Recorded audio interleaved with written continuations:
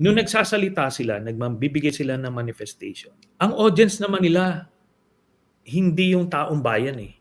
Meron din silang, ang audience nila si Sara Duterte. Na tipong, hindi,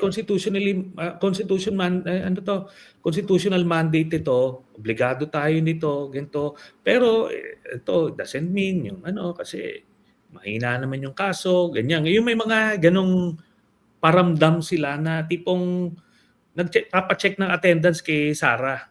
Na tipong boboto Nandito ko pa rito kami. pero good shot pa rin ako Sa'yo pa Nandun rin pa ako, kami. parang gano'n. Oo. May nakita Pero akong gano'n, Senador eh. Isa. At meron, least one. meron.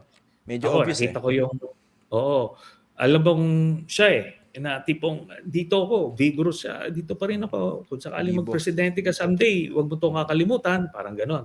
Alam na Gano'n miss. yung yung pagpa-check ng attendance.